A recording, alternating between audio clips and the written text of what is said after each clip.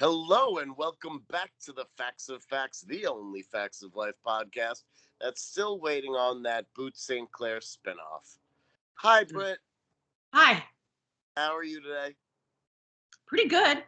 Oh, that's good. Yeah. I took a shower. You know, things are looking up. I'm going to the grocery store later.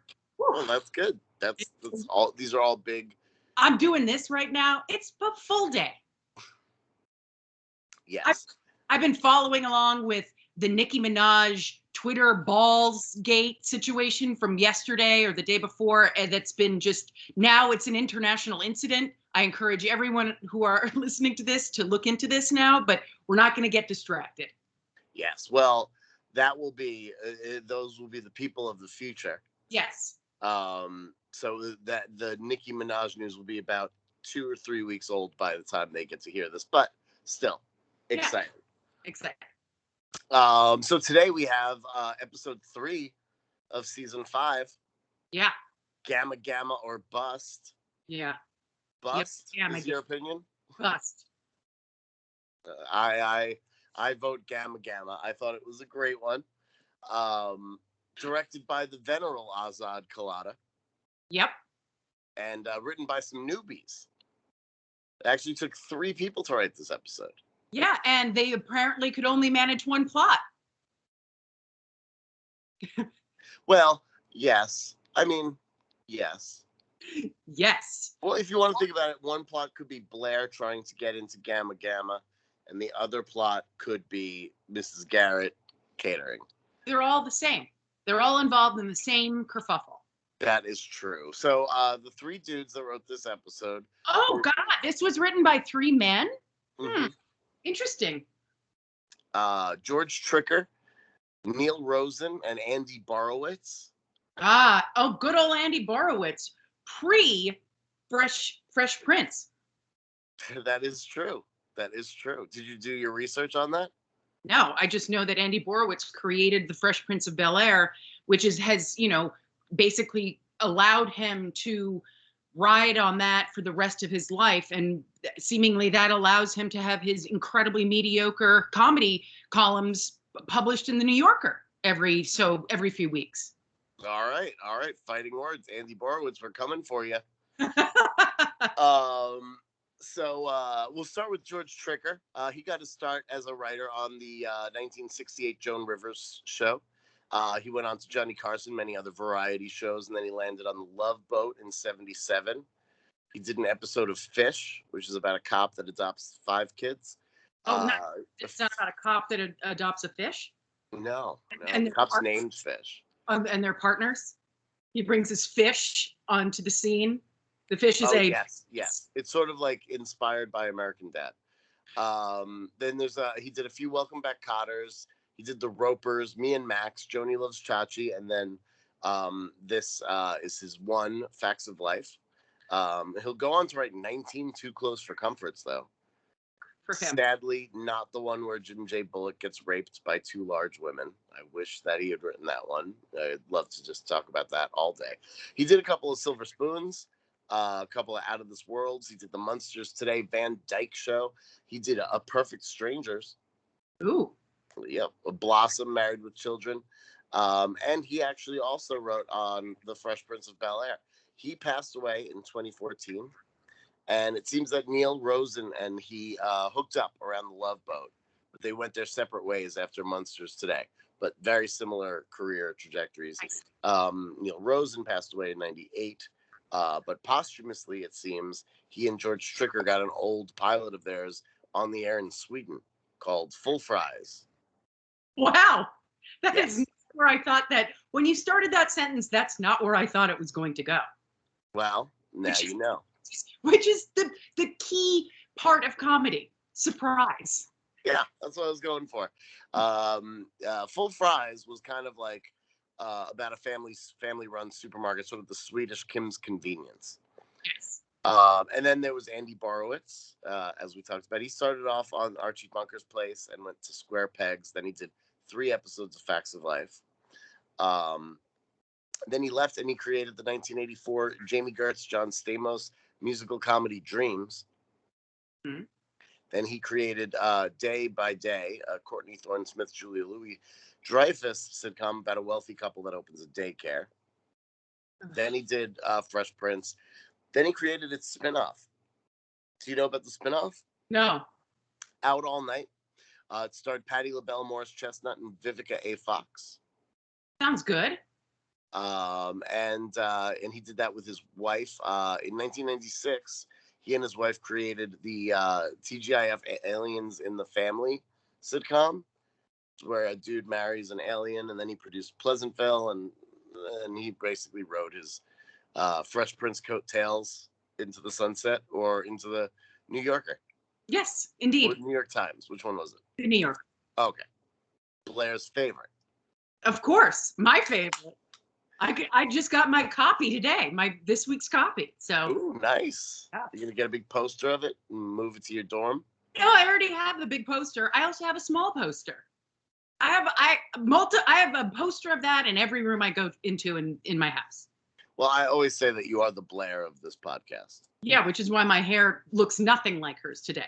I was actually thinking about the fact that I'm looking at you. We look very similar because we're both wearing white t-shirts and have this dark brown hair on the top of our heads. Yeah, I should do a big bun or something.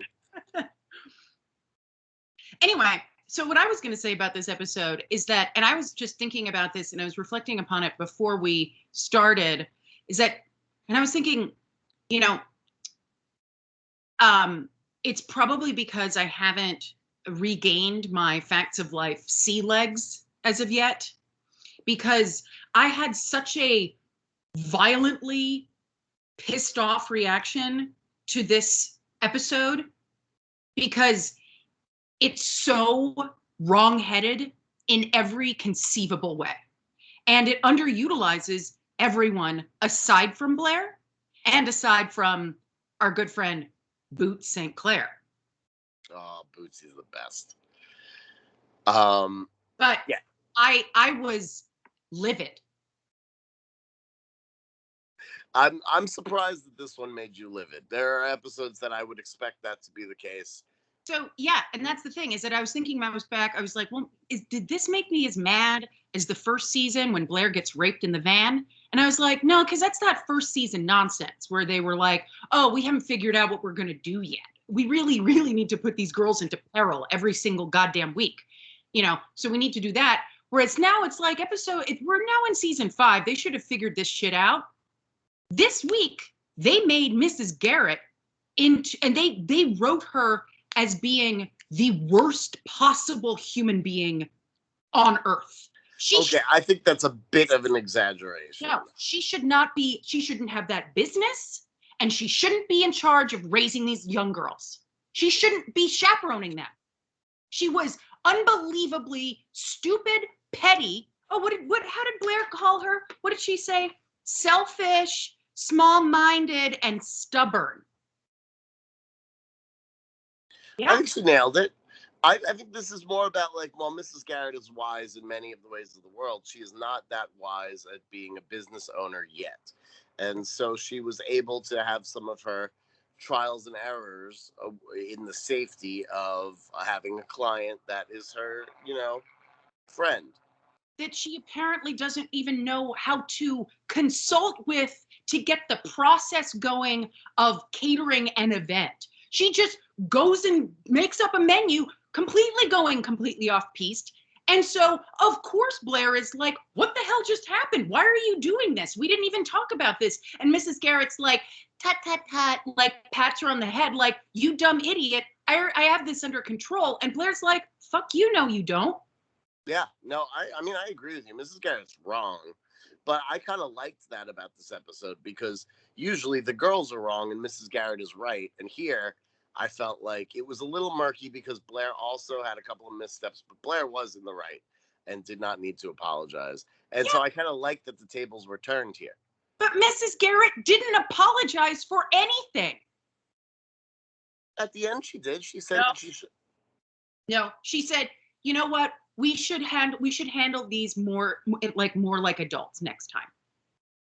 Well, we'll get into it because I know I transcribed some of it. But let's start at the start, as I believe Bart Simpson once said. And yeah, so we open in Edna's Edibles, Yeah. and get fucking used to that. Yeah. It's renovated. It's looking great. Done a lot of work since last week.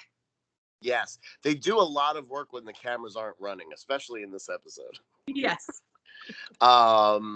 So Natalie's helping a customer when Joe and Mrs. Garrett walk in talking about the books. Joe wants the store to be more like Chrysler, making quiches smaller and more cheese efficient. Yeah, very, very cheesy. Very cheesy. I liked that joke. Whatever. I like my quiches inefficiently cheesy, personally. I agree. That's the best part of the quiche. And also the funny thing is that last week's episode of The Facts of Life was also very quiche heavy. We discussed quiche last week. We're going to discuss quiche a lot. Okay. Quiche and croissants. These are the things. Yeah. Mrs. Garrett said last week that Joe said that they were almost on the verge of maybe sort of coming close to kind of breaking even. But Joe just got a new battery for a calculator, and now it's able to do math correctly. I thought that Joe was the smart one. Yeah, I also thought that solar calculators had been around since the 70s. So would think. Like, I don't. It's like she's, like an accountant from the, turn of the century, poking or using an abacus. Like, what's happening? Well, no, she said the batteries were low, and therefore she got the wrong answers. Yeah, good excuse. Not how anything works, but that's fine. I'm still laughing at the cheese efficiency joke, so we're okay. Natalie shows off some of Mrs. G's wares, half a quiche in a $4 quiche pan. Yeah. I thought that seemed like a lot for a quiche pan. Did you do the calculations for inflation? I sure did. Yeah. So I found a very similar one. You replaced the batteries in your calculator. Oh yeah. So I found a very similar one that Sur La Table sells. Mm-hmm. They sell it for $15. So with inflation, the $4 quiche pan from 1983 would be about $11 today. So if you add an extra $4 for the markup because Sur La Table is so fancy and their name has got that table in it, then that's the surcharge. Then I think they're about right. So I take it back. I think $4 for a quiche pan seems fair. I agree. And I have a number of things from Sur La Table, and I'll tell you this: the great time to hit them up is when they have their holiday sales, because they post Halloween, or post Christmas or Thanksgiving, and then you can get a brand new, roasting dish, because apparently once Thanksgiving's over, no one wants to cook a giant bird again. Weird. I'm particularly intrigued by the post-Halloween sale that they would be having. I love the post-Halloween sales at CVS where you can get candy corn flavored chocolate covered marshmallows from Russell Stover for 8 cents. Those are the best. Yeah, that makes sense. I'm into any post-Halloween sales. I think the post-Halloween sales, if I can recall correctly, at Sur La Table would be mostly witch-shaped cookie cutters, and those don't go bad. That's true. Stock up, guys. So Blair walks in and introduces everyone to the president of the Gamma Gamma sorority. Oh, yes. And that is one Boots St. Clair. Yeah. Played by truly one of my favorite comedic actors of all time, Jamie Gertz. I think Jamie Gertz is so funny. I always think that she brings 120% to everything that she does. And so I'm a big fan. Also, a fun fact, Jamie Gertz is a billionaire, and she only works for love of the game. Wow. She has no need to work at all. This is all just joy. Why is she a billionaire? She married one of the 5 richest people on the planet, I believe. Oh, wow. Okay. You know who else doesn't need to work? Who also, just for the love of the game? what the fuck is her name? The one from The Girl with the Dragon Tattoo, the one that's married to Joaquin Phoenix. Rumi. Those ones, because they're the Heinz fortune. They own the Pittsburgh Steelers. They're ketchup people. The ketchup people. Okay. Your favorite condiment. So let's talk about Jamie Gertz for a little bit. She got her start on Square Pegs. She did a Different Strokes right before this, and then this was her third thing. Also, Andy Borowitz's third thing. If you make Facts of Life your third stop, you're in for quite a nice future. She then, after this, she got Dreams, probably because she worked with Andy Borowitz, and he was like, "You are hilarious. I'm hiring you for the lead of my John Stamos show." After that, she was in 16 Candles, The Lost Boys, Less Than Zero, short-lived sitcom Sibs, which I enjoyed. She played Judy Miller in 2002 on Still Standing, which is one of my favorite sitcoms. I actually, when I visited LA for the first time, I got tickets to go see it, and it was the first spec that I had ever written. 10 years later, she would play Debbie Weaver on the alien sitcom The Neighbors, which is one of my favorite sitcoms in the history of sitcoms. I rewatch The Neighbors a lot. I recommend, if you like aliens, jokes, Jamie Gertz, any of those things, watch The Neighbors. I believe it's on the ABC app. It's my favorite. Yes. But so you can't think. The ABC app doesn't let you watch it unless you like all three of those things. You have to tick the boxes. And if it's not an either or? Then it prevents you from watching it. Okay, just say that you like all those things then. You don't have to like them, but if you like at least one of them, it'll be worth lying about the other two. So I love Jamie Gertz. I love her here. She's got a handful more episodes coming. She's always good. How do you feel about Jamie Gertz? So I have two things to say about her, and then I'll get into her performance in this episode. So I remember her best, most specifically from the movie Twister, where she plays the very put upon wife of Bill Paxton, who is a, storm chaser, tornado chaser, who's, his one true, partnership is supposed to be Helen Hunt. So Jamie Gertz is standing in the way, even though, and the thing is that Helen Hunt and Bill Paxton like to, storm chase. And there's Jamie Gertz, like in a full, like cream beige, like very beautiful, like very bad suit to be wearing during any sort of terrible weather event. And she's got like, diamond earrings and her hair's done. And she looks very nervous about everything going on. But she's like portrayed as like the real baddie. She's the real hard and annoying one. And I thought the tornado was. No, that's the thing. The tornado is like, kind of like, it's so seductive because it's like, it could kill you, but like it'll feel like the best thing in your life to like get control of this tornado. And Jamie Gertz is like, y'all are crazy. Fuck this shit. I think you just saw that cow go through the sky. Can you guys just please stop doing this? I have to leave. And it's sort of like, when I saw that movie, I think in the theater, I was sort of like, fuck her, she sucks. And then I rewatched it during the pandemic, and it's sort of like, she's the only sensible one in this entire outfit. Like that, yes, get out of here. Get out of here, young lady. Please go.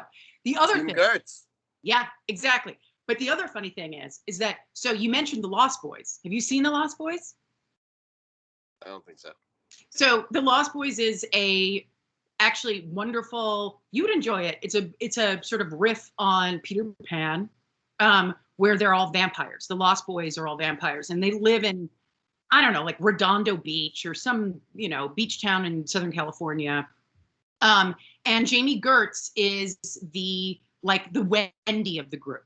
And she's very seductive. She's very beautiful, as you know. And then this innocent family moves to this town, and they go to some like music fest on the beach, like sort of like the pier at the Santa Monica Pier. It has like a roller coaster and, a Ferris wheel, and there's this big concert, and it's like very like new wave 80s sexy music. And Jamie Gertz is like dancing on stage, and or maybe she's not on stage, but she's just like dancing very sexily. And this like the new guy in town who then develops this immediate boner and crush on her because he's like, she's so fucking beautiful. Like, oh my God, he just can't stop looking at her. And then, but he's with this guy who's like, why are you staring at her? You need to be watching that guy. And that guy is Tim Capello, who's very famous for being a shirtless, very oiled up saxophone player. He's in a lot of music videos. Famously, John Hamm played him in an SNL sketch. That's what that's sending up. But it's sort of like, it's like, of course, any straight man who likes, you know, had to have sex with women would be watching Jamie Gertz dance. But like his buddy's like, hey man, why are you being so queer? You need to be looking at the guy. And it's like the weirdest scene, but it's like lodged in my memory. Anyone can probably find that on YouTube. It's worth a watch. Okay. So the other thing is that I was just going to say is that so she was the strongest. Like she was such a good counterpart to Blair's sort of suck-uppy, fluttery nonsense around her, trying to impress her. She was so perfect as this preppy asshole. You know, she came in with all the lingo and was just like truly buried everyone in her wake acting. Yeah. She was great. So of course, I'm sure that this was supposed to be this like, you know, this was the thing that was going to be basically to make Blair realize that she doesn't actually want to be in the sorority because they're not her friends. And it's like, we need to get Boots back because that was something great. Yeah, I mean, I sure agree. Yeah, I think she was hilarious. Also, I love how she wore that pink sweater, and then she had an identical pink sweater tied around her neck. Oh yes. The clothing for her was, the costuming was perfect. Yeah, great. She was like like, does she become Blair's nemesis at this point? No, not really. Blair's like always like, ugh, Bootsy. Hi, Bootsy. Like okay. That. Okay. But it's not like she's like a real nemesis. It's like one episode, Bootsy's hosting a party for a movie star that's going to be in town. And so, you know, the girls all want to go to that. Things like that. Of course. Boots calls Blair Warnsy. Yeah.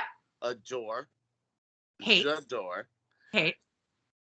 Tells her the shop is top drawer. Yes. And it's kind of her catchphrase. She says it a couple times. And she says, remind me to stock up on some brie from here. And so then there was transitions into Joe explaining about preppy nicknames, right? So when how when you rush a sorority, you're given one for a week. And if you don't throw up while they're using it, you get into the sorority. So yes, here's why, let me just tell you why, aside from, Tell me, Lindsay. I established the fact that I didn't like this episode because I hated the way that Mrs. Garrett was written, because Mrs. Garrett didn't learn her fact of life, which I think is, you know, pretty awful and abhorrent. But the other thing, though, I think she did. She said she forgot the main adage, which is that the customer is always right. And that is really the lesson that she needed to learn. Yeah. So I will say that I think she learned it, and I don't think that she ever tells a customer no again. Yeah, good. Anyway, so the other thing is that I do have a little bit of, and this is a personal preference, is that I really hate the making fun of the preppy lifestyle, because that to me seems like, you know, low-hanging fruit. Because it wasn't in 1983. They were like basically the first people to say preppy on network television. No, and so that's the thing. I will totally acknowledge that, because the Preppy Handbook, the official Preppy Handbook, came out in 1980, right? You know what that is. Mm-hmm. Yeah. So that's this book that was basically this satirical take on like what preppy people, like where they go to school, like what they wear, how they dress, where they summer, where they winter, how they dress their homes, but in a very like, you know, very quote unquote humorous way. And it's like, basically, I find that stuff like, because to me, sure, yeah, let's make fun of the fact that, according to the Preppy Handbook, LL Bean is regarded as nothing less than prep mecca. Cool, yeah. There's a whole chapter in it about how you're not supposed to wear socks. I never wear socks. Okay. Well, you read the book. But it's like, I find that sort of shit just tiresome, because also I've been around it and it's very annoying. And it was so funny because I was trying to think, I was like, do I know people who had shitty nicknames? And I was like, I did. I knew a girl who everyone called Biss, and her actual name was Elizabeth.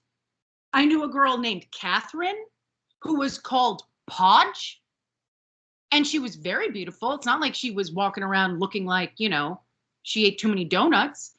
I even knew a girl named Charlotte who they called Tootie. Can we get her on the podcast?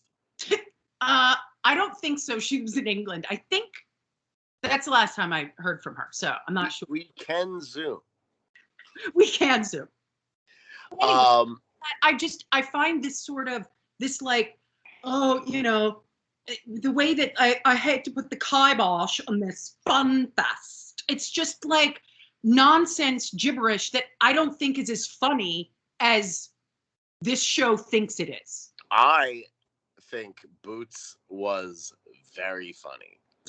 And I want to replace saying yes with whammo. So if I keep trying to remember, and so I'm just going to try to do it, see if we can do it in the pod today. Okay. Does that sound good to you? Yes. Whammo.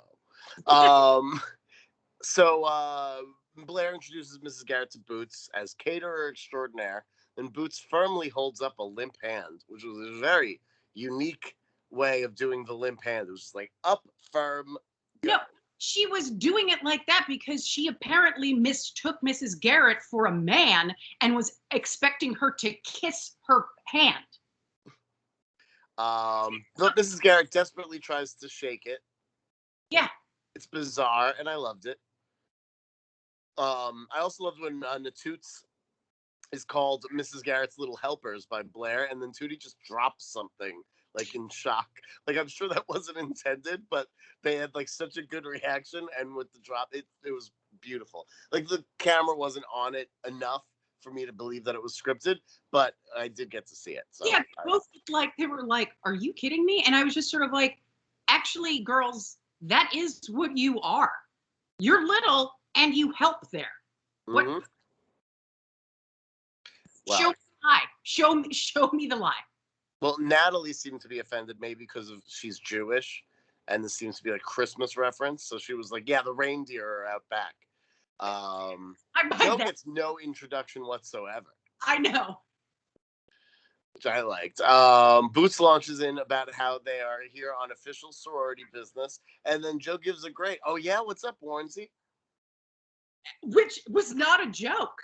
But it was hilarious. She delivered it great. The audience did go nuts. There's apparently a big rush party tomorrow. They need a caterer because their caterer catered a clam bake for the young Republicans, and everyone went home with ptomaine. Yeah. All right. So did you know, because I did not, that ptomaine is just food poisoning, and that's just, we've changed the name of it legally?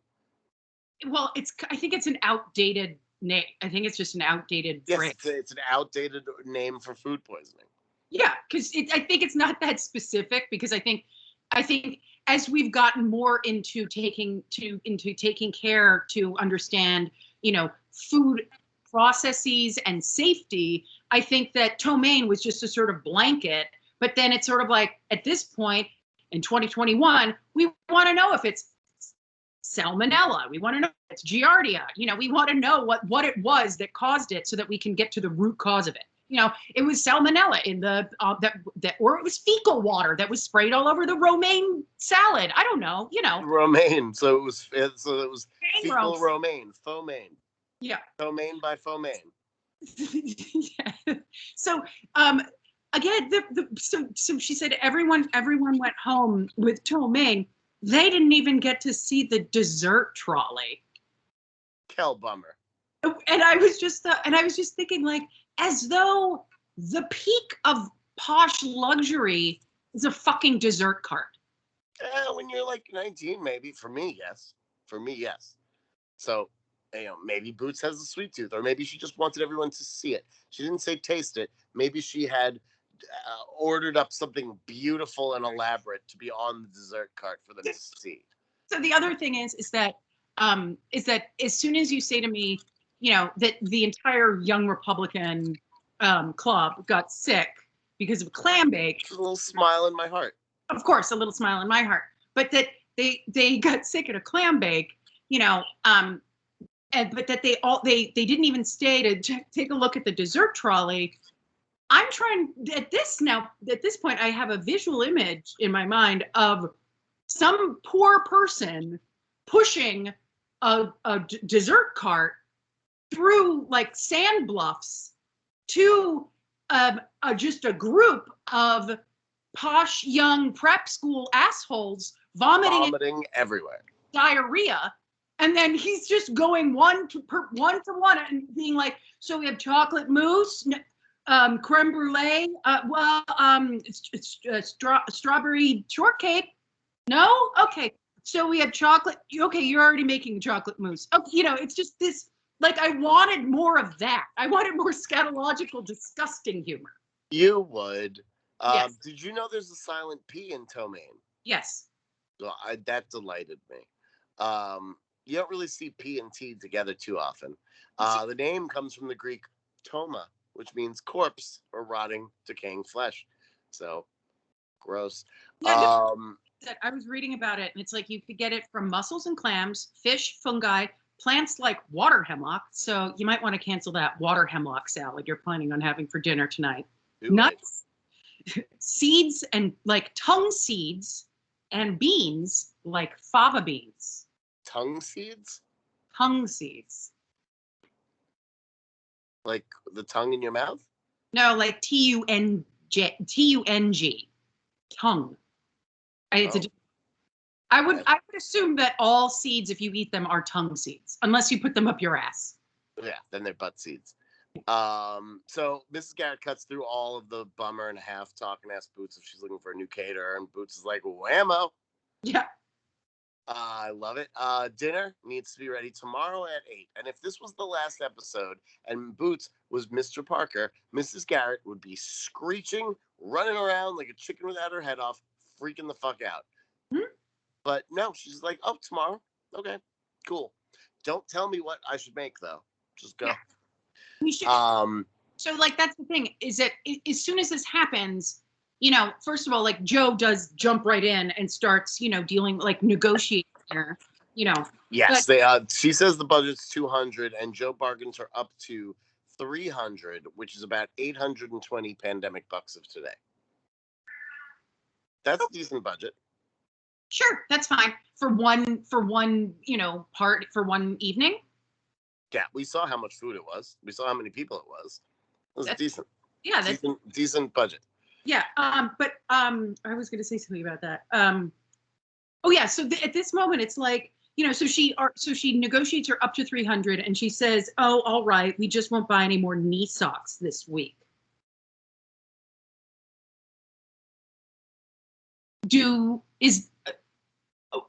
Are these how many socks does this sorority go through?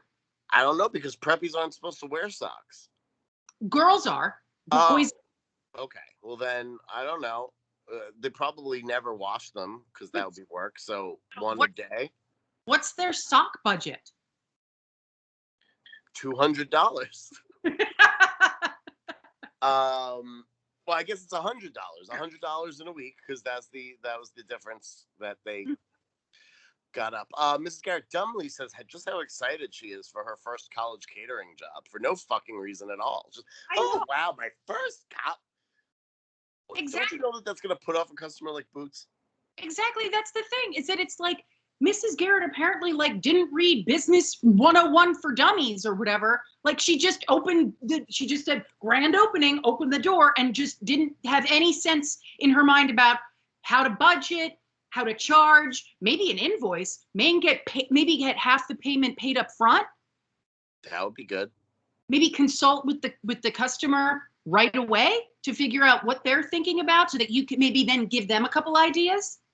Yeah, that sounds smart. Yeah. Like, and then she's also like, oh wait, also I haven't done this before. What? Yeah, I don't know what she was thinking. Blair lies and says this is just the first one Mrs. Garrett's excited about. Okay. Yeah. Weak lie. But Mrs. Garrett and Joe, normally pillars of honesty, go along with it, which I find outrageous, but it goes along with this episode. Not that I mind lying being the solve all that it was in this episode. Natoots are thrilled with the prospect of getting to see Gamma Gamma, as they are the little helpers. Therefore, they come with the deal. And Blair is trying to talk up this feast that Mrs. Garrett's going to prepare. However, they never discuss the menu once. No. Blair says the Gammas will be proud, and then Boots is like, they're good at being proud. And that was a genuine laugh from me. I thought that was a really good line. Okay, fine. But also, at this point, I was like, so Jamie Gertz is, she's delivering these ridiculous lines, beautifully with enough, panache and aplomb to make me believe that she is this Boots character. And self-awareness. Oh, yes. Yeah, she's got good comic timing. But at this point, when she delivered this line, I was like, she's kind of sliding around on this weird mid-Atlantic accent that she's attempting. Because at this point, I actually thought that it sounded as though her dentures were constantly falling out. Because we are good at being proud. But the real simple part of the evening of the election of the members, right after dinner. Yeah, that was just really clunkily written. So I don't mind Boots kind of phoning that in, hoping that, maybe they'll just cut that out. So yeah, right after dinner, the Gamma members will vote. And so it better be sumptuous or Blair's fucked. Yep. And she says with a look, not her words. Blair gets it, but just in case she didn't, Boots tells her, you know how many votes it takes to keep you out of Gamma Gamma? Blair's like, lots and lots. And Boots is like, just one. Yeah. She sounds like Carol Channing at this point. Just one. Then she pops up and says, oh, gravy, because she's late for her squash date. That's good. Well, you say whammo. I'm going to say, oh, gravy. Good. I want as many Bootsisms to be infiltrating our conversations from here on out, because she's amazing. Okay. And oh, gravy, I'd love to use a whammo.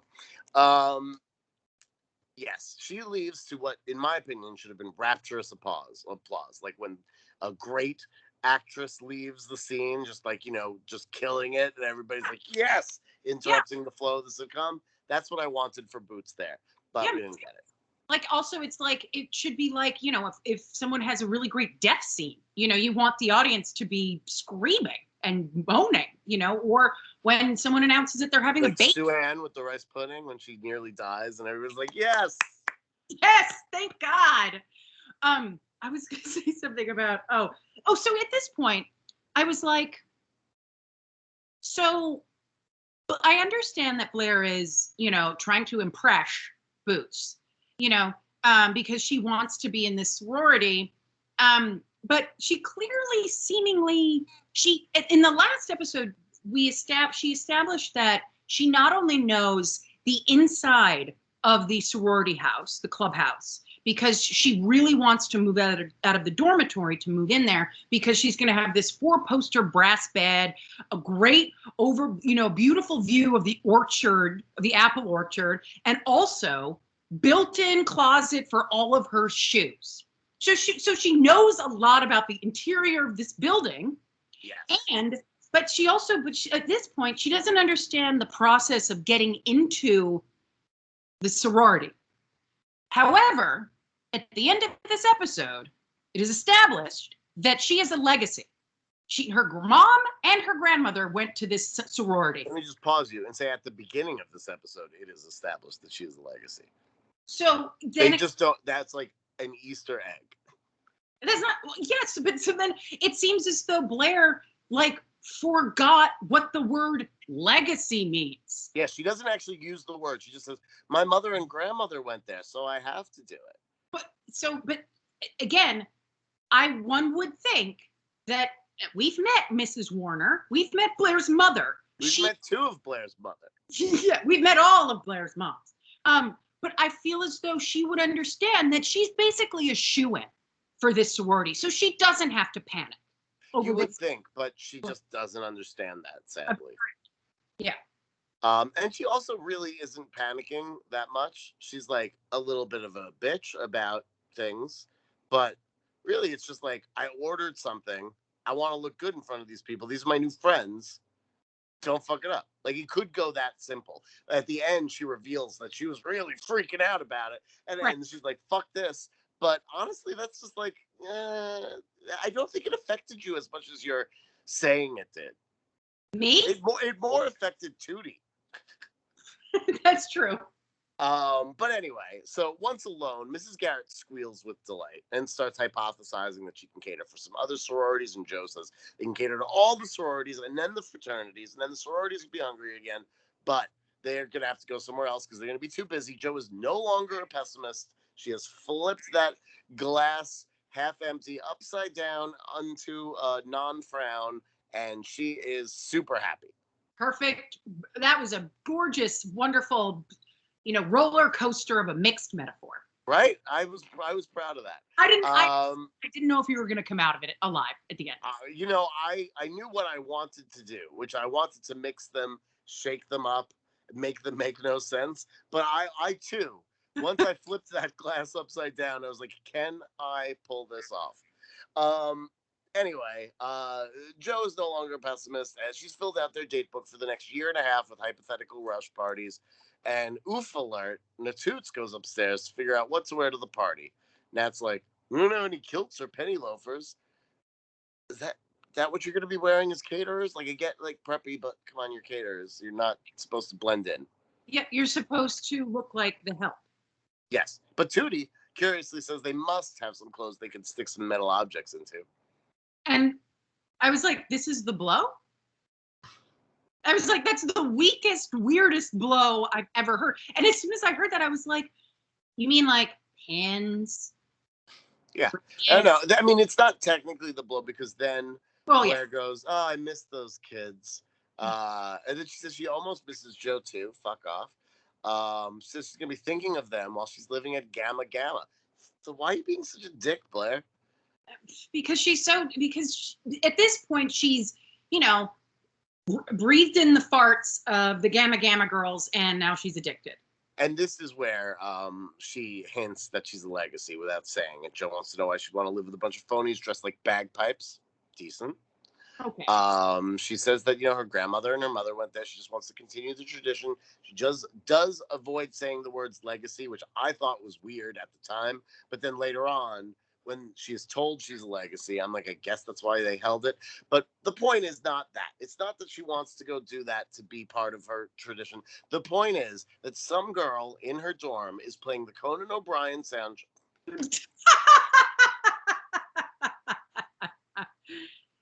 Yeah. The Conan the Barbarian soundtrack. My apologies. I can't believe that just happened. All night in her dorms.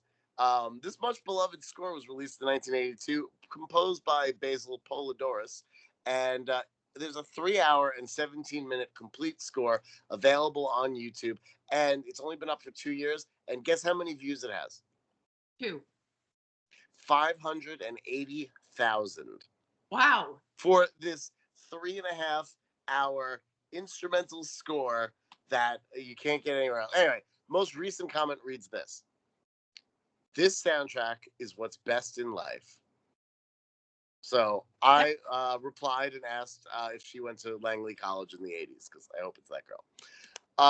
Anyway, that is the end of the season. What is wrong with my mouth? I don't know. Scene, Joe shrugging at the Conan comment.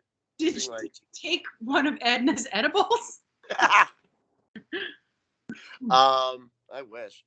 So yeah, we transition. Speaking of Edna's edibles, out of Edna's edibles, back into Edna's edibles. Yes.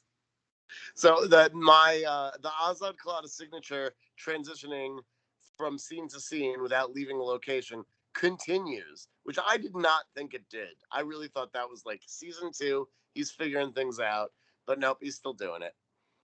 So the girls are making enchiladas. They are. And Tootie asks where she found this recipe. And she says, from cookbook recipes from the stars.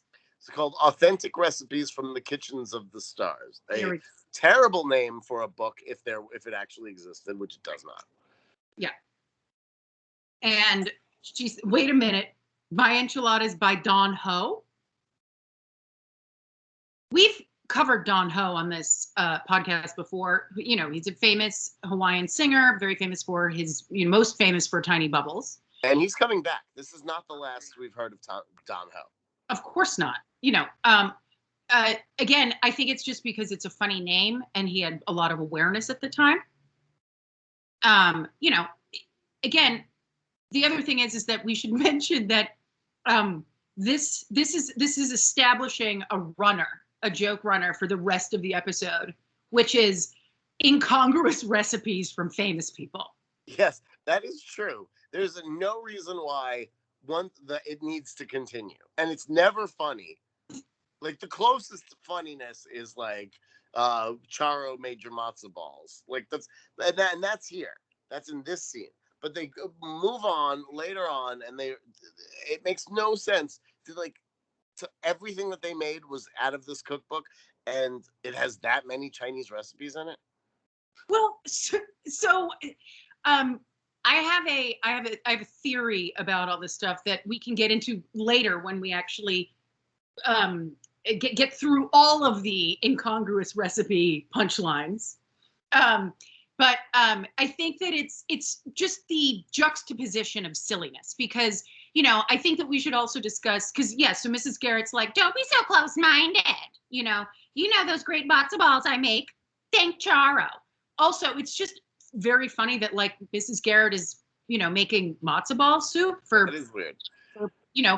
For a group of girls and, at Eastland previously, and now at Edna's Edibles. Nothing against matzo ball soup. It's, nothing at all. But it does seem like it's not the season. It's just like they're not the girls. Like maybe it was for Natalie. Maybe it was for Natalie. Maybe Natalie was like, I want to celebrate my holidays. Can you make me some matzo ball soup? I like that backstory. That's what's going on. I did a little bit of celebrity recipe research, and I found Claudette Colbert's cheese and olive puffs. Sounds horrible. I found Gloria Swanson's potassium broth. Okay, so we're doing it now. I have a whole lot of these. Well, you could save yours for the next scene if you'd like. I just happen to have mine in my notes here. Okay. There was Betty Davis's red flannel hash. That sounds great. John Wayne's favorite casserole. That's it. It's very vague. It's chicken and cheese and potato, just in case anyone's wondering. There's Humphrey Bogart's coconut Spanish cream. Ooh, that sounds exciting. And what it really is like a coconut panna cotta. Okay. So nice. And then the last one on the list, and my absolute favorite, was just Rock Hudson's cannoli. Yeah. Here's the thing. You texted me that yesterday, and I'll make the same joke as I made then. I would suck the cream out of that cannoli if I could. Same, big same. Yeah. He's a handsome man. I actually made cannolis once during the pandemic. Same here. Making the cannoli shells was a pain in the butt because you have to make like cannoli dildos. Yeah, you need to make a little a little paper so that you can wrap the cannoli dough around before you. Yeah, I had to make like a tin foil dong, and then you wrap it around that, and then you fry it. It was a lot of fun, but I will probably not be making those again. Yeah, so This is reminding me of, like last year when we went to Paris for, we traveled to Paris with the girls. I was like, oh, I can make some croissant for you. And then I made them and I was like, yeah, I'm as fun as this was. I made 2 rounds of croissant for you. I was like, delicious. And it's just like, I am never doing that again. I would rather buy a, $3 croissant at Starbucks than go through 2 days of the folding and the dough. And then it's I agree. I think there's certain things that like that are worth buying. Like yeah. Ice cream is worth buying. $4 is and croissants definitely worth buying, especially a good one. So one thing I just wanted to bring up about Charo, who, by the way, I did a little bit of research into her. Not that much, but first of all, she's still alive. She's still working. Mm-hmm. She, like, in the last, I'd say, like 10, maybe 15 years, I think she won like a Grammy Award for like, or maybe like she won, like she's just still kicking, But anyway, she was born in Spain, and she's a Spanish actress and a singer. Very, she's the sort of, I Dream of Jeannie, blonde hair that's like comes out of a little top knot. Facts of Life fans know her well. She's on the best episode. Anyway, and so she was on Laugh-In, The Tonight Show, Love Boat, and she was, according to Wikipedia, known for her exuberant manner, heavy Spanish accent, vague age, and catchphrase "coochie coochie." Do we know what her vague age is? So not really. It's still vague. I think she's probably in her 70s, because I think there was, if I can recall correctly, she was born in Spain and then moved to the United States. And the way that she moved to the United States was because she got married to a man who was from here. And I think they had to age her up or age her down, and for some reason to make her be able to leave. So still vague age. Make sure she's not too coochie coochie. Indeed. All right. Well, Blair comes in. Yes. And she is looking concerned at all this Mexican food. What is it for? Joe walks right up to her and just goes, "Buenos dias." Yeah, she's in a good mood. Nothing Joe likes more than making money and shredding cheese. Yeah. But Blair's like, we haven't talked menu yet. And Mrs. Garrett's like, we're under terrible time pressure. This needs to be on plates in like 5 hours. Yeah. And while Mrs. Garrett has a bit of a point there, this is crazy. Like, you could pick up a phone if you can't talk to her in person. That time that she was there, just be like, what do you eat? But you know what? No. Mrs. Garrett saw posh sorority girls, and she thought, you know what? Mexican food. Yeah, she thought, you know what? Enchiladas, tacos, and refried beans. And it's like, and again, like the thing about that is I wrote down in all caps. This was when I first started writing down, like literally started screaming into my notes. Everyone here is in the wrong. Everyone involved, maybe aside from Joe and Natoots. They're just sort of like, don't worry, Tootie's about to be in the wrong in a second. Yeah, soon enough. Tootie's gonna meddle, which is her thing. Apparently, Mexican food was the chic thing to eat last month, but now it's totally not on trend except for the Ho family. Yeah, so that's the thing. So Natalie's like, what's wrong with Mexican food? And Blair's like, and I was like, oh no, here we go. Here it is. We're gonna step in it, and then we're gonna smear it around the sitcom set. And I was like, wait a minute. Oh my God. They managed to avoid a horrible racist joke, saying something like, no, we can't have Mexican food. That's X, Y, and Z. No, Blair says Mexican food was the thing last month. Now it's so hard to imagine these girls chicly eating their giant burritos. Please, anyone, you can't chicly eat an enchilada. No. It's delicious. I mean, but again, that's the thing. There are a lot of guides in like Cosmopolitan or, Latin mags where it's like the top 10 foods you should avoid on a first date. you know. And they're all Mexican. No, it's like, don't eat spaghetti and meatballs because it's going to just go all over your shirt and you're going to get a clown mouth. Don't eat wings because you're going to get a clown mouth. You know, don't eat sloppy. Don't eat a sloppy. What if the guy is into clowns? Then by all means. Clown mouth away. Clown mouth. Blair whines she wanted Chinese food, which we know from last episode takes days of chopping and slicing and dicing, according to Mrs. Garrett. But Mrs. Garrett doesn't even listen to her. She's like, this food is great for pigging out. Nutritious, too. And I said, and this is, again, I started screaming into my notes, that this is a truly something that should never have been uttered on a television show for young women. And young for pigging out, yeah. Yeah, it's great for pigging out and nutritious too. I was like, you shouldn't have been feeding all these young girls at Eastland. You're a fucking dietitian. You can't advise people to pig out on anything. I agree. I just felt like they were both contradictory, but also like neither were appetizing. Yeah.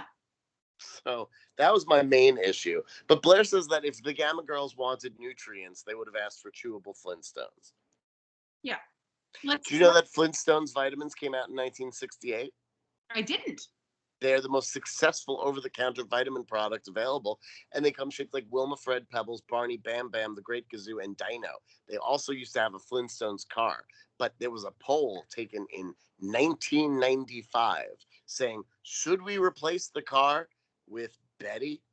You have the Great Gazoo and you don't have Betty? What the fuck?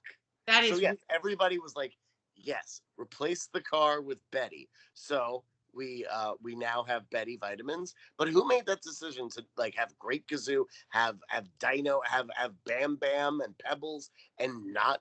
It's just so weird. But also there's a band from 15 years ago called Betty's Not a Vitamin, which is a pretty good band name. That is a good vitamin. That is a good vitamin. That's a good band name. But I was going to say, this person who made that decision is the same person who designed Monopoly pieces. Because they're like, yeah, okay, so car, thimble, horse guy on horseback, tiny Scotty dog, shoe, you know, airplane.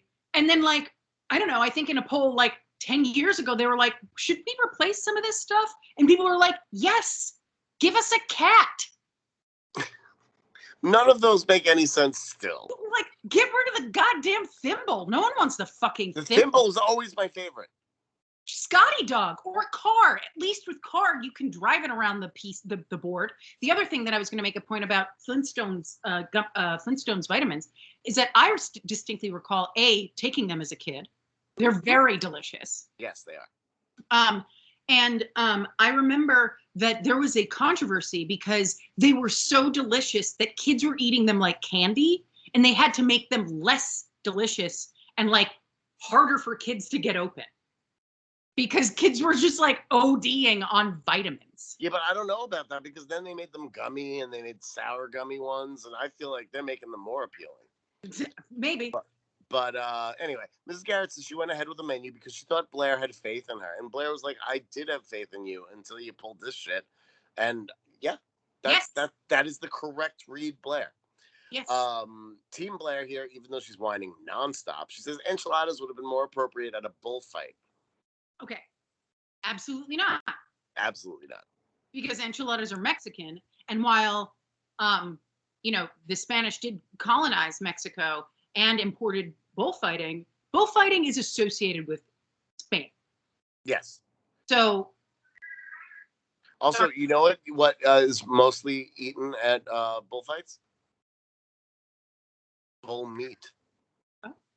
Yes. The most popular is the tail, and it's known as rabo de toro. Delicious, braised. Natoots tries to calm Blair. Sorry. Like oxtail, yeah. Yeah, exactly. I love oxtail because it's full of you know, once you cook it for a long time, like it's because it's bone with the cartilage, the marrow inside the tail cooks down and it's like fatty and tastes like meat. It's extremely rich. That's why everyone loves oxtail. This is coming from someone who's been a vegetarian for almost half my life. There you go. What was the last meat you ate? Do you remember? I think the last meat, true meat was, I believe it was my 20th birthday. Okay. Where I had sort of transitioned out of eating meat and was just it was a very special occasion. And my parents took me out to a very nice posh restaurant that is co-owned by Bobby De Niro, as I like to call him. It's called, I don't know if it exists anymore, Montrachet. But and this is why it's memorable. I think it was the last time I did eat meat. It was a really beautiful, nice piece of lamb. And I had it with a beautiful glass of wine that was, probably cost more than the fucking, Even though you weren't 21 yet. Of course. Scandalous. Yes. So Natoots tries to calm Blair down. Yep. And Mrs. Garrett down. Yep. But Mrs. Garrett is furious. She says she's been at this a long time. She doesn't need to take orders from a paying customer. Exactly. Kind of do. Blair laments telling me. I screamed again. I said, yes, you have to. Yeah. Literally. 100%. I was like, I don't understand. Yeah, and she's like, and then Blair's like, yeah, you've been a nutritionist for a long time. Yes, which I thought was a pretty good call. Yeah. Sorry about that. Blair laments telling Bootsy the news, and then Mrs. Garrett is like, are you saying you're sorry you hired me? And Blair's like, no shit. Yeah. Yes, that is precisely what I'm saying. She's worried she's not going to get into Gamma Gamma now with last month's enchiladas. Mrs. Garrett's like throwing a tantrum won't help. And Blair rightfully fires her. Yep. Shocks the rest of the girls. Mm-hmm. But Blair says you got to be tough with labor. Yeah. And then Nat says she's not labor, she's an adult role model. And at this point, I was just like, I'm not sure that anyone understands, anyone who is working at this business understands how business operates. Do you know? So money is transferred for a good or a service. I believe Joe does. I believe Joe on her own would have probably been like, okay, Boots, what do you want us to cook for you? I believe if she was left on her own, she would have come to the conclusion to ask that question. Why? When? But she has Blair's phone number, presumably. She's closer with Blair. And Boots had to go to her squash match, Holy Gravy, or whatever. And I'm sure that she left Blair in charge. And so the person who that Mrs. Garrett's closest with at Gamma Gamma is Blair. And she should have asked her right then. Well, and she should have called her because they didn't discuss. Well, what I'm saying is that it wasn't Joe's responsibility. This is not her business. So she has to assume that Mrs. Garrett's going to take charge of that. If it was Joe's business, I believe she would have asked those questions. Yes. That's all I'm trying to say. Yeah, but it's but that's the thing, is that clearly Mrs. Garrett can't be left to her own devices to do anything correctly. She'll get there. Nat says that none of them have ever fought with Mrs. Garrett. Isn't that what this show is about? Yes, they sent her to jail. Yeah. Just last week, they made her life a living hell for taking the job that they are currently working. Yes. So, I don't know. I don't understand. Yeah. What? Blair says Mrs. Garrett was stubborn, thoughtless, and self-centered. She has no patience for people like that. I really thought that Joe was about to wallop her with a zinger, but she did not. Joe doesn't take the bait. Nat says Blair was treating Mrs. Garrett like hired help, and Blair's like, yes, I hired her. That is the point. Blair has to go head off to find another caterer, but Tootie solemnly says that if she does, there will never be peace. Yeah. But I have to say, though, that, and this is I will acknowledge that these are teenage girls, right? They have lessons to learn. They have facts of life to receive, process, and remember. Yes. But I do think that when you have a paying customer she is not stomping and crying and having a fit, the number one thing you're not supposed to do is infantilize her. And then also when Joe says, oh, sure, most adults I know stamp their feet when they don't get Chinese food. That also bad response. That is a bad response. Tell people that they're freaking out when they rightfully are. Most adults. Yeah, you know what? If I hired someone to do something and they did the exact opposite, I would stamp my goddamn feet. Now, would you say that Mexican is the exact opposite of Chinese? No, I meant this. I meant. I know. Opposite. I was just wondering what the polar opposites of food are to you. Like the opposite of fish is maybe like potato chips. I don't know. I'm just curious. But I don't think in those sorts of binaries. I mean, neither do I. But like, I wondered what the opposite of Chinese food was. So Nat looks at the camera, literally tells us this. Looking at us, This situation has the potential of getting very ugly.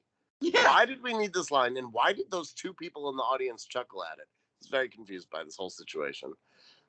Blair says she will apologize if Mrs. Garrett will make Chinese food. Yeah. I mean, they got the rice, they got the proteins. This seems doable. Save the cheese for a quiche and move the fuck on. And also, at this point, I would have thought that, so first of all, Mrs. Garrett is giving these people, all three of them, a salary. They could have pooled their resources to, I don't know, buy a bottle of soy sauce and some bok choy. And some chicken, and followed, whoever the fuck's recipe, Lucille Ball's famous stir fry recipe, and they would have solved this. But no, they had to act like total imbeciles and with no brain. Tootie says the situation calls for a negotiator. Yes. Tootie is the person to be that negotiator. Also, a 1998 movie starring Samuel L. Jackson and Kevin Spacey. Yes. Kim Fields wanted to be that movie. So, very unceremoniously. Yes. We get the reveal of the house that is on the other side of the swinging door. Yeah. A house that we will see for the rest of the series. Because like Edna's Edibles will change eventually, but that front room, that's their room. That's their home base. And I was just surprised that they kind of just like threw it away. It was just like, yeah. Oh yeah, we have a whole house attached to this restaurant. Duh. Maybe, you know how restaurants are. Maybe they were like, you know what? They were like, you know what? If we maybe just don't address it, because this is such insane, ridiculous, architecture.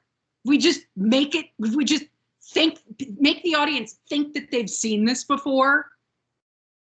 They'll just orient themselves. Let's just not talk about it. And let's fill it up with as many loose newspapers as possible. Because they've been here for what, a day or two? Like a week? I don't know how long they've been in this place. But they have all the newspapers of peak skill that have ever been printed are in this room. Yeah, so Tootie's, she's being a mediator, she's on her diplomatic mission. And Mrs. Garrett, is stacking and restacking enormous amounts of newspapers. So many. It's crazy. And this is, I'm just going to call back to last week when Natalie had her horny explosion at Langley when that guy was like, I'm looking for my removable penis, and in the common room, and they just had loose newspapers all over the place, and she started ripping those apart. I was like, I guess the prop department's like, yeah, we're out of budget, so everyone just used newspapers. Yeah, newspapers for everyone. Tootie tries to appeal to Mrs. Garrett by saying that sure, Blair is pushy and rude, but look at how she was raised. And Mrs. Garrett's like, I fucking raised her. And then Tootie's like, oh yeah, that's true. Okay, let's try another time. She says, like Blair called you stubborn and thoughtless and self-centered. And then Mrs. Garrett goes into like an entirely different register of acting. She gets so angry. Her voice goes up. She has this weird grin on. Her face gets like a wide-mouthed bass. And she just finds another enormous stack of newspapers to throw down and heads for the stairs while Tootie wonders aloud if she's not handling this well. Yeah, so she's like, I wrote down that it's Mrs. Garrett's worst, shrieking bird voice. It's she said I'm insensitive. It was crazy. Yeah. As if firing me wasn't enough, that now she's talking behind my back. Blair may not believe it, but I have feelings too. And then she stomps off like a goddamn child. Yep, storming upstairs to what we assume is more house that we've yet to see. I mean, it has to be more house. Yeah, there's a lot more house up there. Having sufficient house. Oh yeah. Having sufficiently fucked everything up, Tootie heads back into the kitchen and of course tells Blair the Chinese feast is on. Yes. She goes even further to say that Mrs. Garrett is looking up Wayne Newton's egg roll winky face. Yeah. Blair hugs. Do you have something to say about Wayne Newton? So I just wanted to say this. So again, Wayne Newton, I was like, wow, they really are. They're doing this with this runner, because Wayne Newton, because I don't know if we've actually truly discussed Wayne Newton, but for all the Newton people out there, non-Newton people out there, Wayne Newton is, I think, he's a famous singer who has jet black hair, which obviously is extremely, extremely well dyed. Well, I mean that just extremely dyed.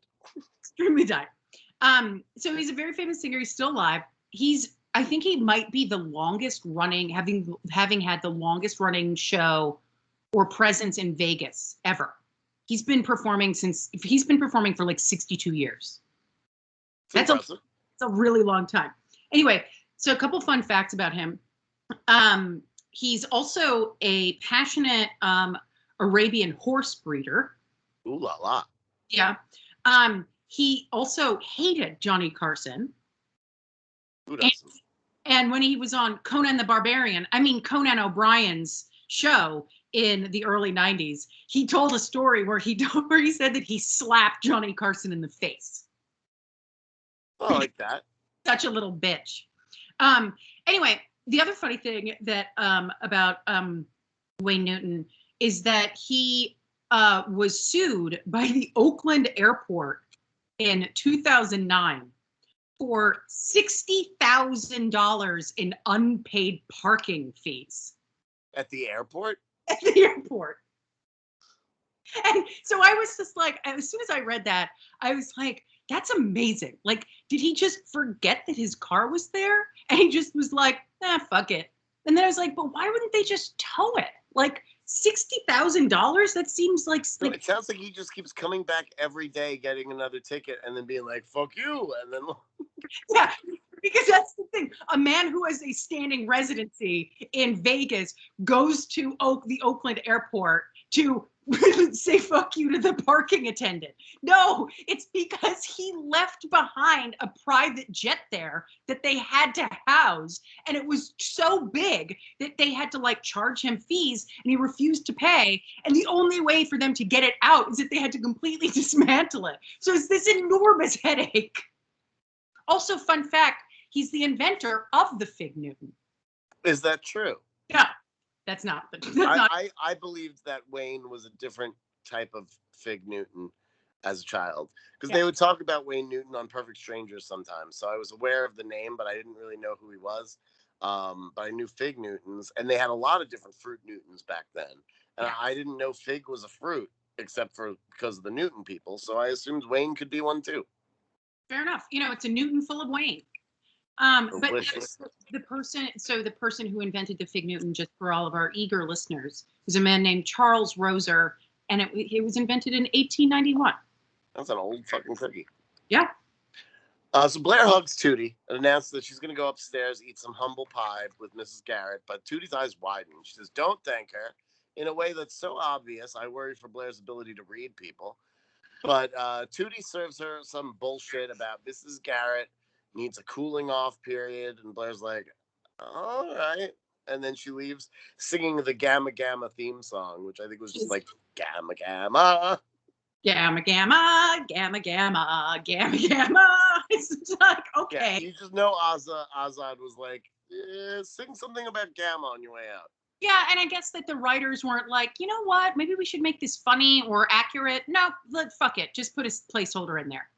But once she's gone, Tootie owns up to Joe and Natalie about the lie, which is good. That's progress for Tootie. That's true, but we get into a deeper situation because of this situation that we're currently in. That is true. Well, Tootie explains that she just made Mrs. Garrett madder, but it's fine because she has a plan. They're going to cater to the party themselves. Everything's going to work out great. And Joe's like, oh, we cater to the party, and then all the Gammas die of ptomaine, and Tootie's never seen again. And the audience likes this option because they just applaud, and we go to commercial. And they're like, actually, it would be better if Tootie died. Yeah, that would be fine.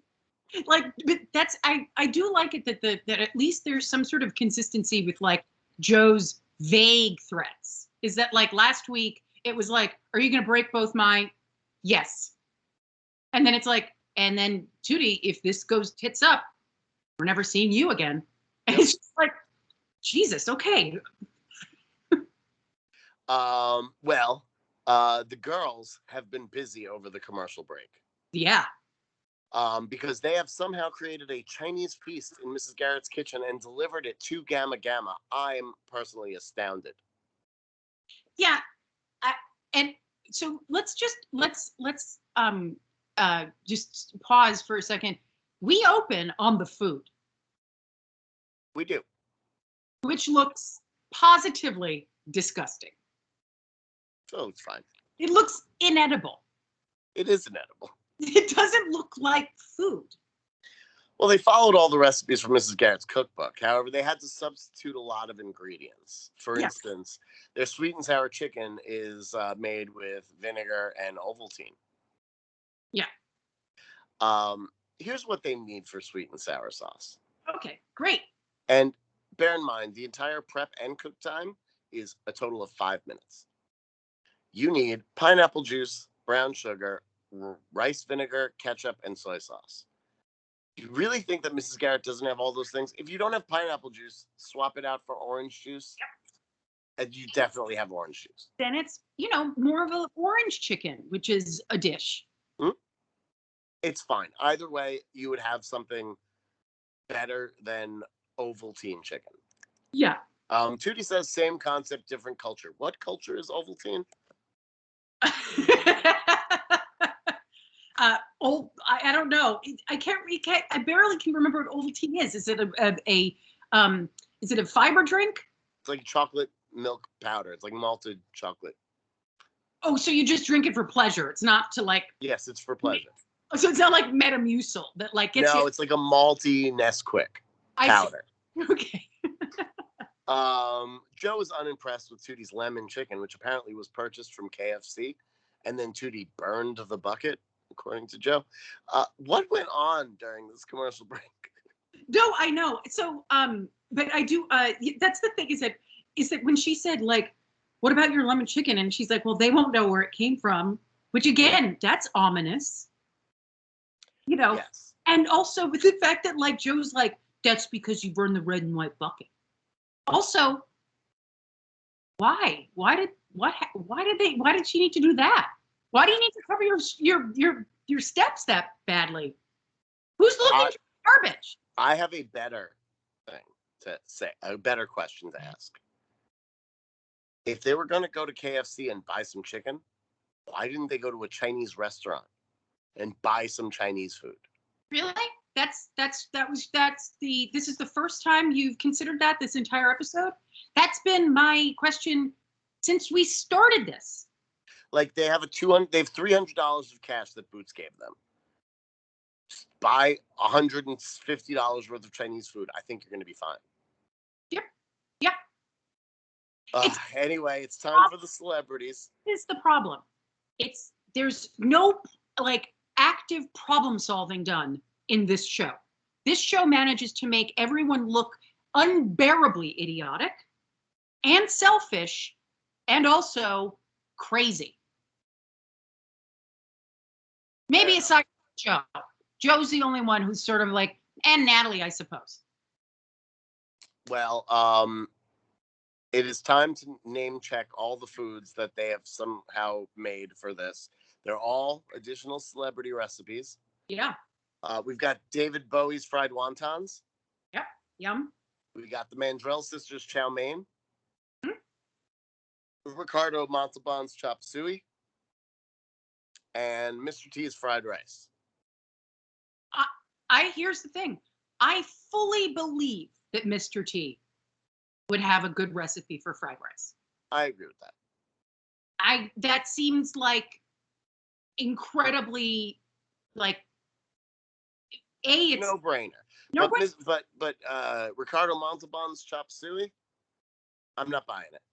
I'm not buying it. But again, let's talk about this runner, as I was saying, about these silly celebrity recipes. Please so do. I did a little bit of research about this because I was curious, and I couldn't confirm it 100%, but I have a theory, which is that, so first of all, these sorts of, as I said, incongruous celebrity recipes have been showing up in magazines since basically the dawn of Hollywood. So these were planted by publicists and by the studios to create especially for some, to create the illusion that stars are like us. They cook at home. Here's, Taylor's famous, Jell-O mold recipe. Here's Ted Turner's famous Caesar salad. This has been happening forever. It's just to make it so that people, it's just to make it sort of give an aura of, of relatability. However, the funniest thing is that I did find this like compendium of a lot of different celebrities' famous recipes, which I wish there was like a more updated book of these. So for instance, like when I first started dating my husband, whose birthday is in October, I was flirting with him via text, and I sent him this recipe that I found, which is a spooky recipe because it's Boris Karloff, who famously plays Frankenstein's monster. Boris Karloff's tantalizing guacamole. Ooh, garlic? No garlic. Anyway, but because he's not Dracula, so that doesn't matter. Okay. But let's have an unusual ingredient, which is sherry. That is an interesting ingredient. Okay, so then I was just sort of like looking at these there are ones that kind of make sense, like Audrey Hepburn's pasta alla pomodoro, or Sophia Loren's stuffed mushrooms. You're sort of like that, yeah, okay. But then there's like Annette Funicello's steak in a bag. And then this one was good.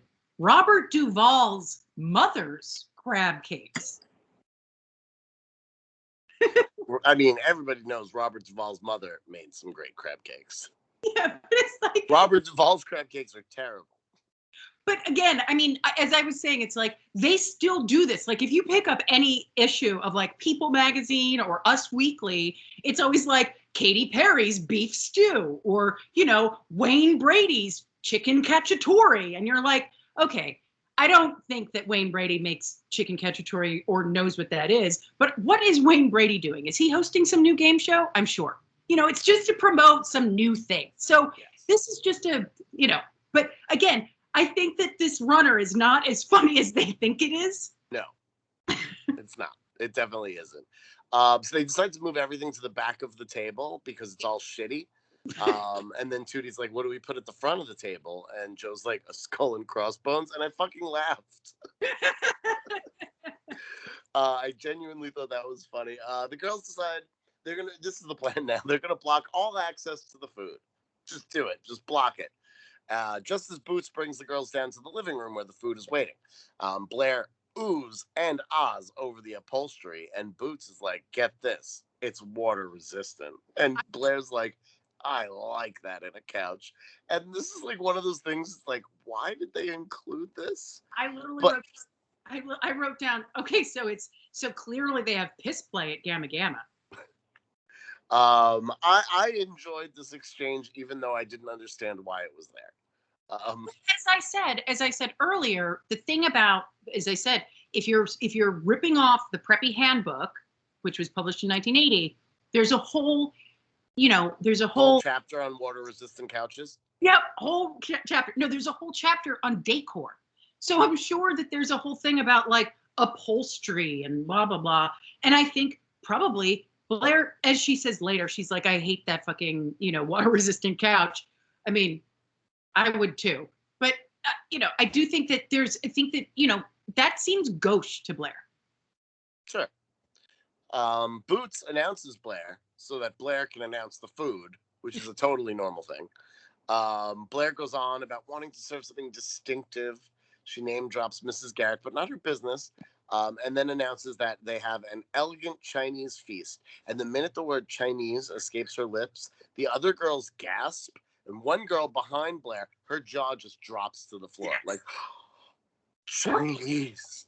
As though they'd only heard of Chinese food through gossip and rumors, which maybe is why they couldn't find a place to buy some to bring it to this thing. But that's the crazy thing. So, and I think we've discussed this obviously many times in the past on this podcast, because they like to make a lot of jokes about chop suey, because again, hilarious phrase, turn of phrase. But American Chinese cuisine is the most prevalent. It's like between Italian American and Chinese American, and Mexican American, the most prevalent of ethnic American foods, like in the world or in America, because Chinese immigrants were very early immigrants to this country. And it was a taste sensation. Americans couldn't get enough. Still is. And so there's no fucking way that there hasn't been at least a few Chinese American restaurants in Peekskill since like the 1800s. Yeah, early 1900s. But yes, I agree with you. Joe keeps cracking wise when Boots says that she's sure the food is top drawer, which is her catchphrase. Joe says it's top drawer, right next to the socks, which makes no sense. Stinky socks. Boots tells the girls it's time for some serious eating action, then contradicts herself by saying that food etiquette really counts for a lot around there. I personally wouldn't know what to do. I wouldn't eat, and I'd probably be the only Gamma girl without ptomaine. I was like, this is a very confusing situation. Yeah. Like serious eating action, but also food etiquette. I mean, there's probably a fine line that they could balance, but I couldn't do it. Is this a you need to know how to use chopsticks thing properly? Perhaps. Maybe it's just like, don't get any of David Bowie's wontons on your knee socks. Yeah, but you can get it on the couch because it's water resistant. Hell yeah. Well, but is it wonton resistant? True. The girls' plan of blocking access to the food fails instantly without any effort in a silent 10 to 15 second humorless lineup of Gamma girls. Yeah. And then finally, Mrs. Garrett pokes her head through the door. Yeah. Makes like an Elizabeth Montgomery bewitched nose twitching face. Yeah, she looks like an asshole. Anyway, one thing I just wanted to just say. So before we get into this whole situation with Mrs. Garrett, so usually the way that this podcast is divided up is that you do the research into the writers and the actors and etc.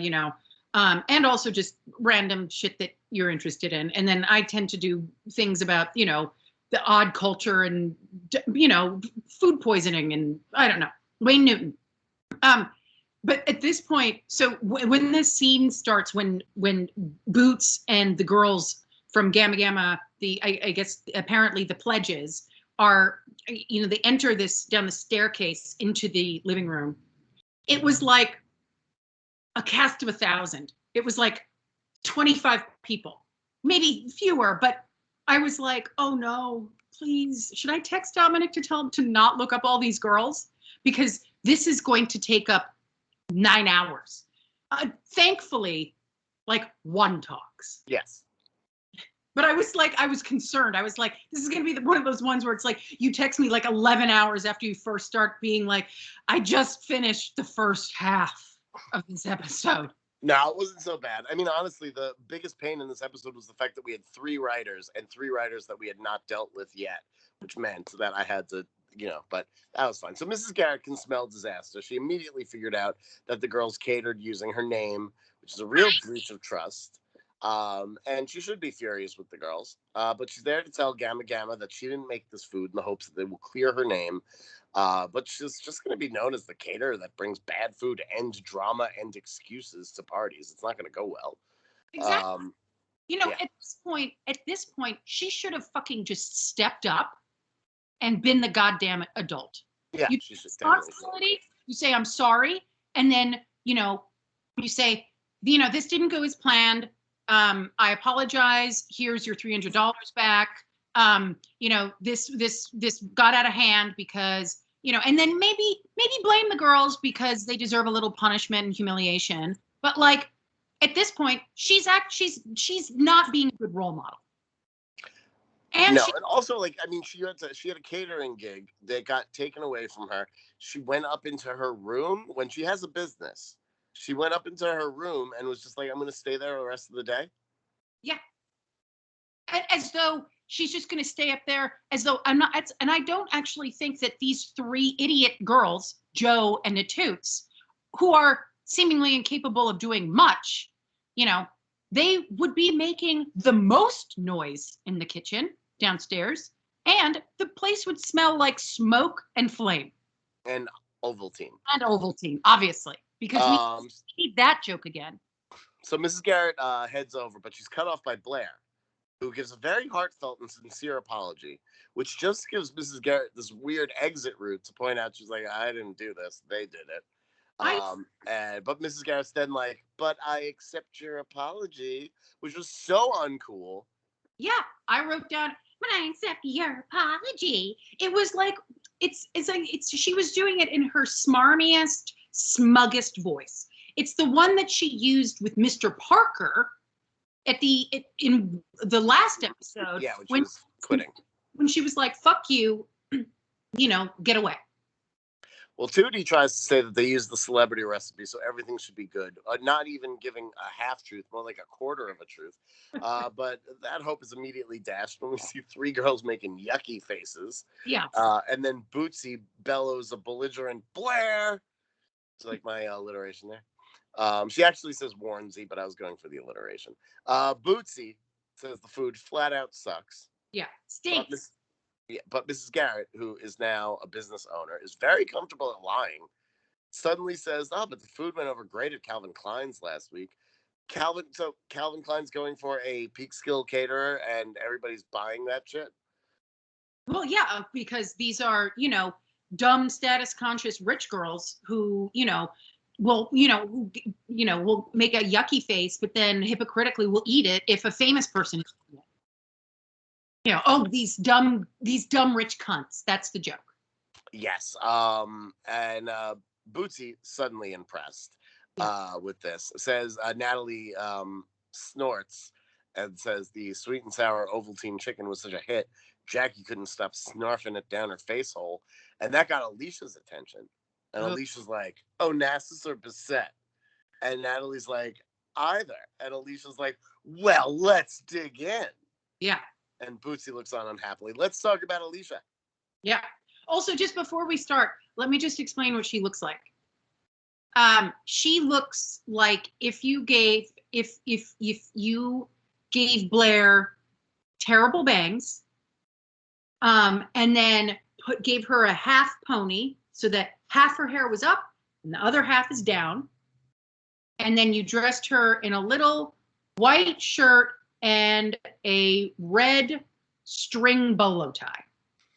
So she looks sort of like kind of what you might think like of a Annie Oakley character in a high school performance of Oklahoma. That seems fair.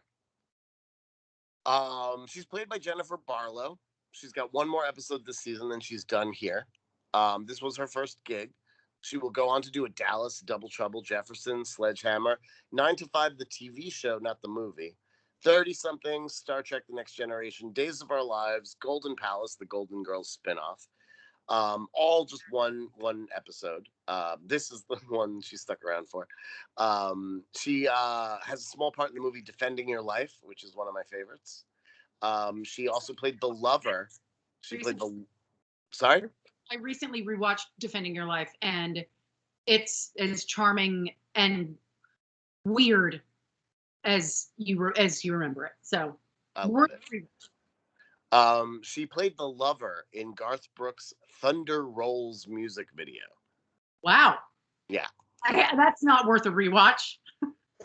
And she was a regular on the show Key West, and then she got into editing. She edits all kinds of TV, true crime, sitcoms, reality shows. She recently wrote a treatment for an 8-episode series called Sex Decoy: Love Stings, which is a reality show, which is exactly like Ricky's Angels. I'll explain to you what Ricky's Angels is, because I worked on Ricky Lake, and we would have something called Ricky's Angels. When it was Ricky's Angels episode, we were all like, oh, fuck.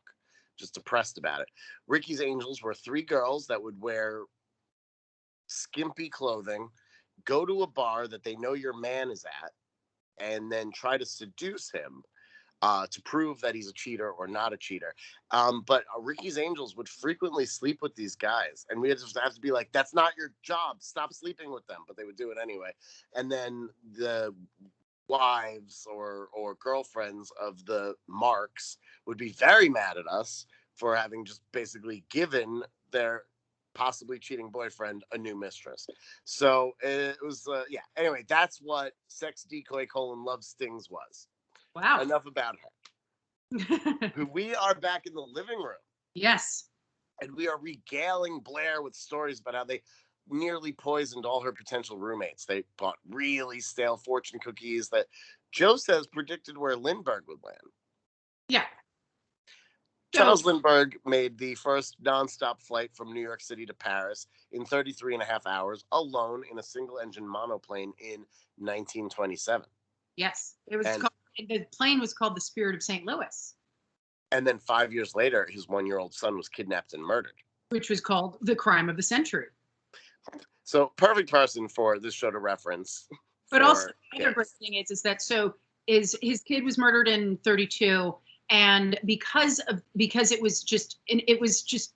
it caused the family, obviously because the kid was kidnapped and murdered, that was obviously unbelievably horrible and traumatic, but also because of the intense media interest. And I think there was a lot of scrutiny into the family, at least earlier, about whether or not they had done it themselves or paid someone to do it, all this shit. It just made the whole family just basically they were like, I can't live here anymore. So they decamped to Europe and they lived there until 39. And then they moved back to the US. But the thing is that during their stay in Europe, but also beforehand, things that Lindbergh had said are, I think, today would be regarded as problematic. Okay. As the kids say.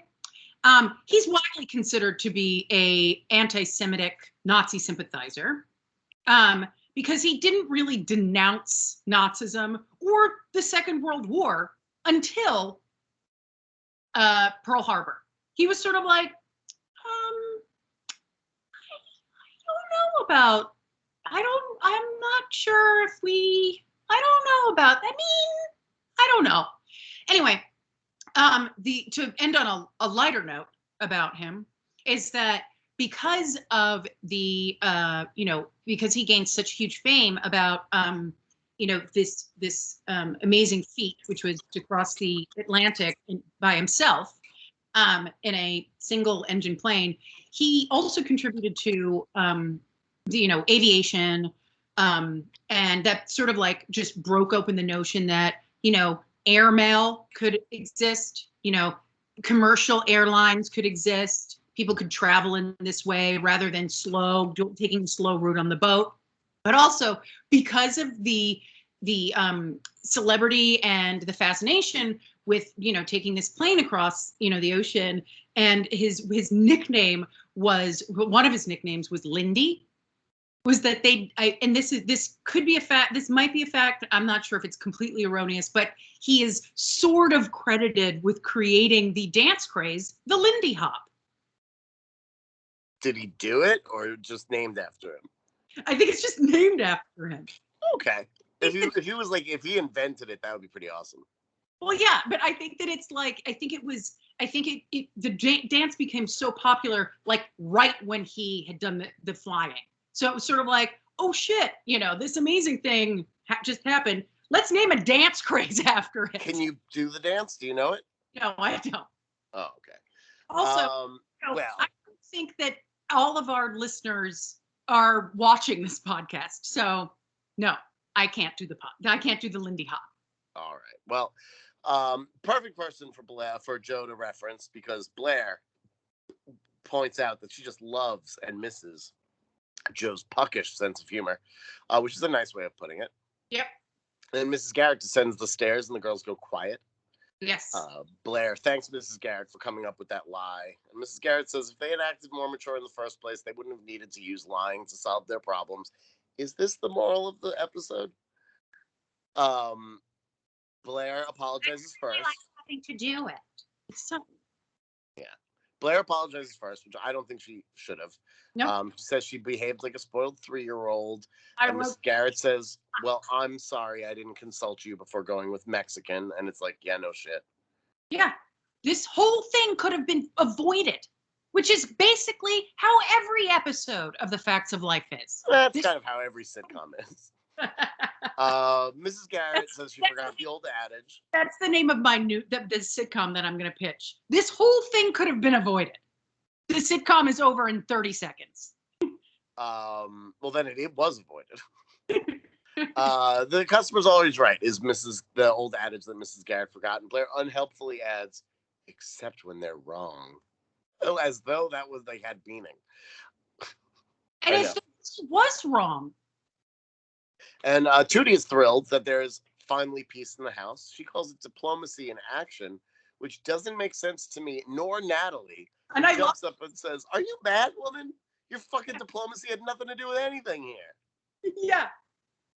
Which I appreciated that. Yeah, I like that. And that's when Boots enters through a weird door that is not their front door, that they'll never use again, or almost never. It's very weird seeing it put to use. So she enters screaming, knock, knock. Which I enjoyed. And then she gets right to the chase. She doesn't even have any kind of bullshit. She's just like, so I'm here to offer you your position at Gamma Gamma. You're official. Warns he's a Gamma. And Blair's like, did the catering push me over the edge? Why would you ask that? You know that's not the case. We were just talking about it. We just got through this. Everyone acknowledged that there needed to be, that the food was bad. Everyone needed to lie. Everyone felt mortified. Mrs. Garrett needed to come save their ass.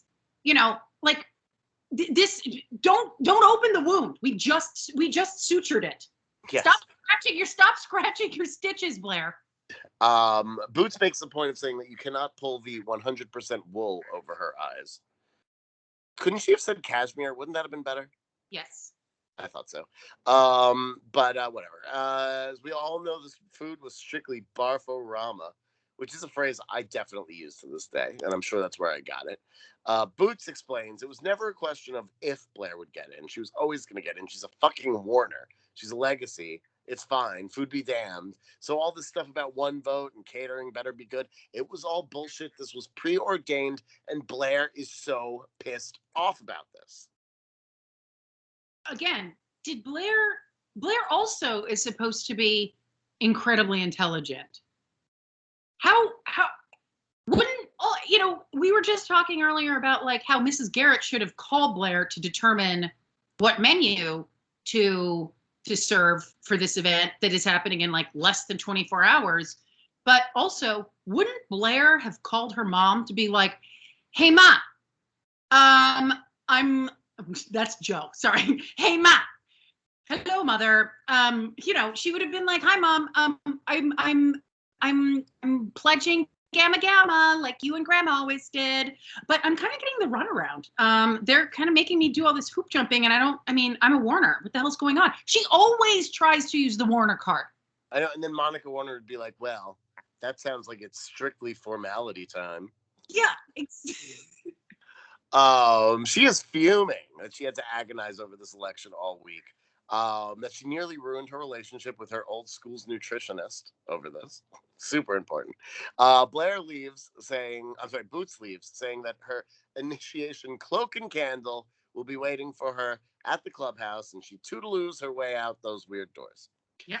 And then Natalie tries to celebrate, but Blair is furious. She feels duped. If this is their version of hazing, it's really not that bad, but she doesn't want any part of it.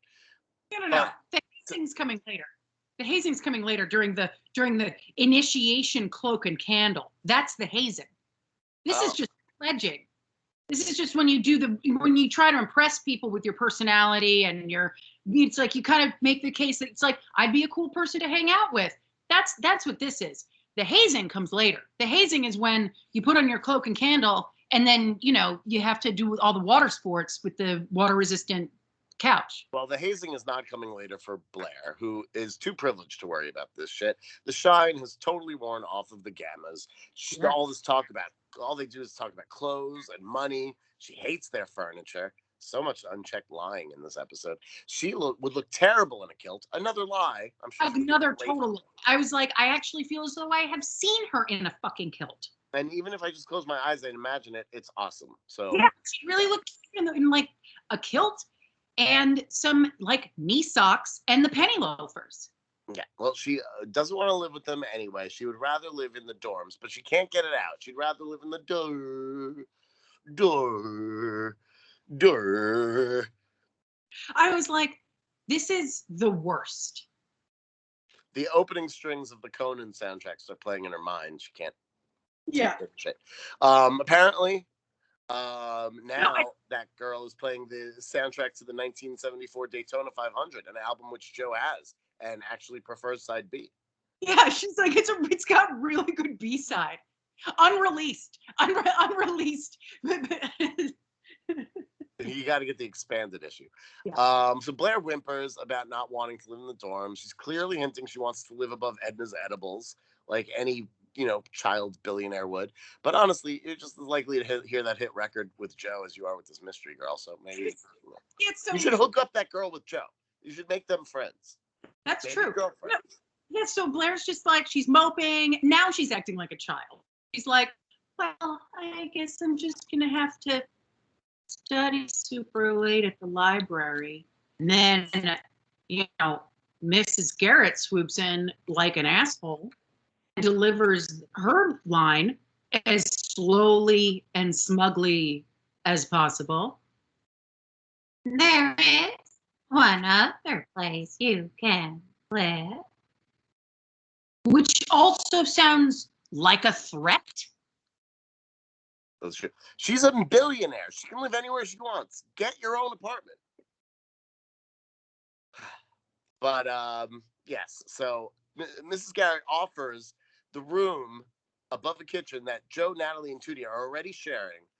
Decides, without asking them, to make it a 4-person room. But there has to be an election. Yep. So everyone holds up their thumb to vote yes on Proposition Warnsey, except for Joe, who needs the assistance of her other hand to lift her very reluctant thumb.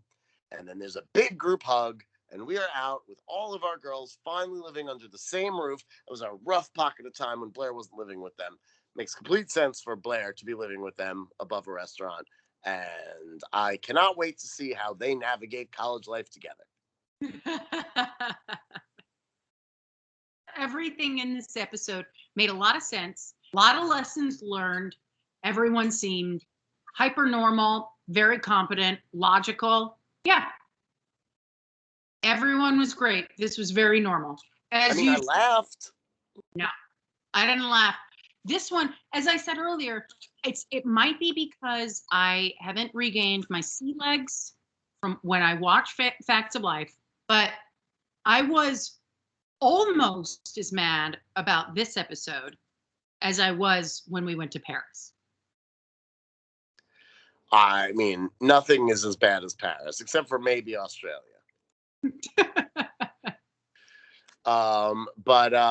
Yeah. Well, it was a lovely time chatting with you about this episode, and next week we've got another exciting one where Joe, will be going out with a rich boy. Hasn't she done that already? I don't think so. Maybe not. Well, she's gonna do it next week, so look forward to that.